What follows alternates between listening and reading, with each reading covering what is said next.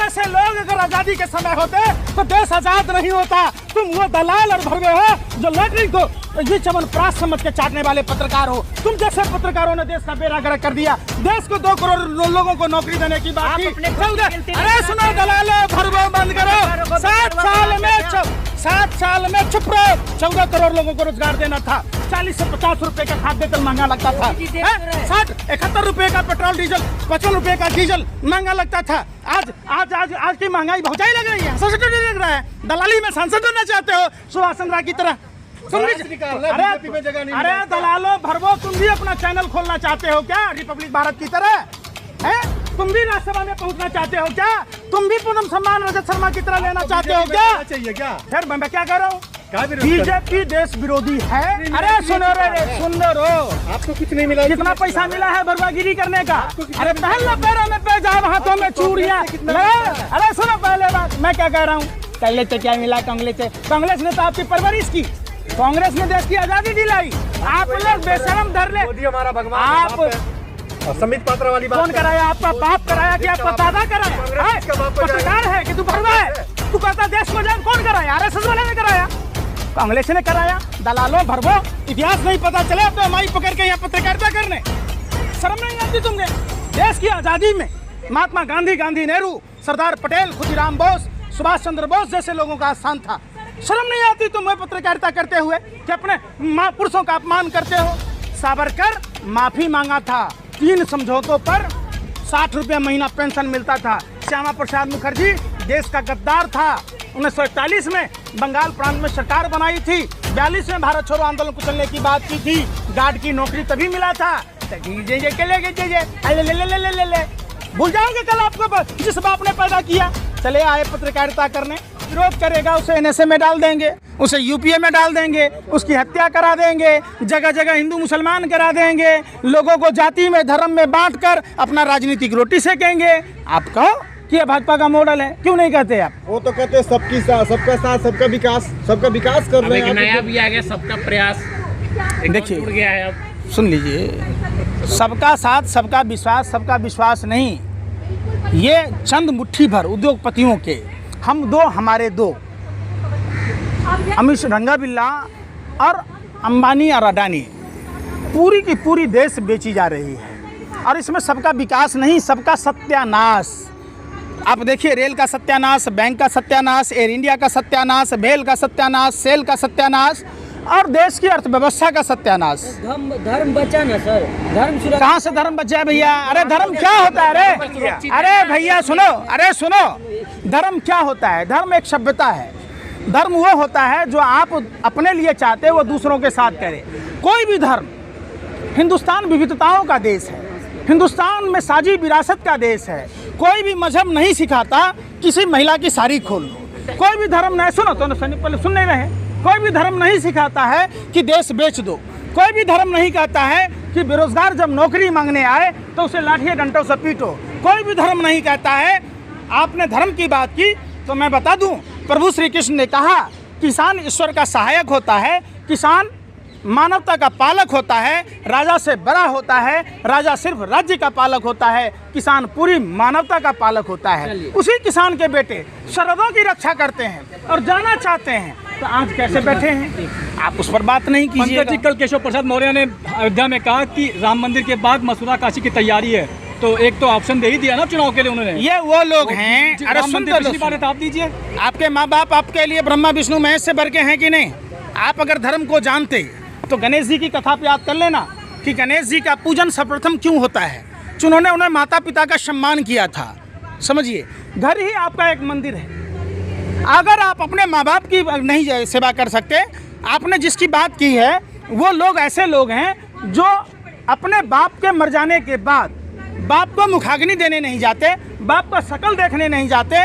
जबकि हिंदू धर्म में ही नहीं, किसी भी धर्म में मृत आत्मा को कंधा देना, लकड़ी देना, मिट्टी देना पुण्य समझा जाता है, स्वभाव का काम होता है। ये राजनीतिक मॉडल है। अच्छा, आपने कहा मुट्ठी भर लोग जो है, ये लोग मुट्ठी भर लोग देश में सरकार बना लेते हैं, ये कैसा लॉजिक है? कैसे नहीं लॉजिक है? हाँ, कैसे लोग मुट्ठी भर लोग देश में सरकार कैसे? लोगों को सपोर्ट है जब तो सरकार बनाए। लोगों के कोई सपोर्ट नहीं है। सात सपोर्ट अरे से सुन सरकार तो बना लीजिए, सुनने का पैसा लग रहा है। जब बताइए। सवाल किया तो सुनो। बोलने 7 दीजिए साल भाई, पहले कांग्रेस वाले को भी। 7 साल पहले विनोद राय नाम के एक IAS अफसर ने फर्जी घोटाला निकाला, जो त्रिचूर के सब कलेक्टर की नौकरी से शुरुआत की।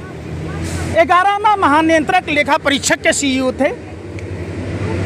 उसके बाद दूसरा आदमी आता है अन्ना हजारे, गांधी के विचारों पर चलने वाला, और वो रालेगांव सिद्धि में बैठ के मुजरा गा रहा, जेड+ की सुरक्षा ले लिया।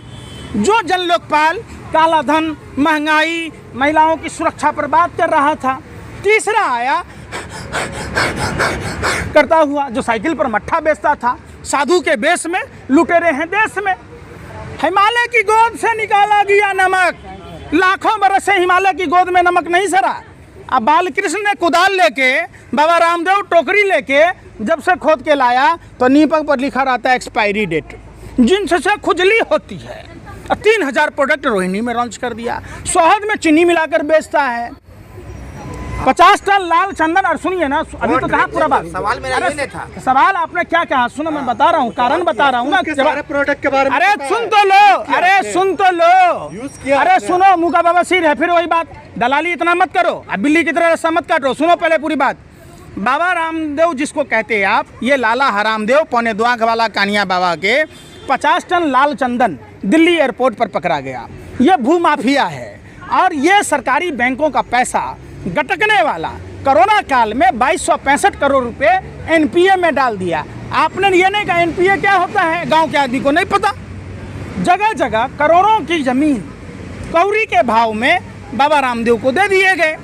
तीसरा आदमी आया, मुख्यमंत्री हो गया। चौथा आया, उप मुख्यमंत्री हो गया।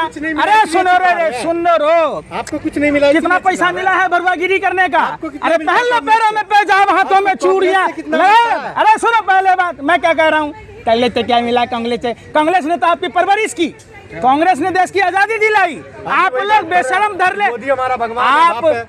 और संबित पात्रा वाली बात कौन कराया? आपका बाप कराया कि आपका दादा कराया? कांग्रेस किसका बाप हो जाएगा? पत्रकार है कि तू भरवा है? तू कहता देश को जान, कौन कराया? RSS वाले ने कराया, कांग्रेस ने कराया। दलालों भरबो, इतिहास नहीं पता चले तो माई पकड़ के यहाँ पत्रकारिता करने शर्म नहीं आती तुमके?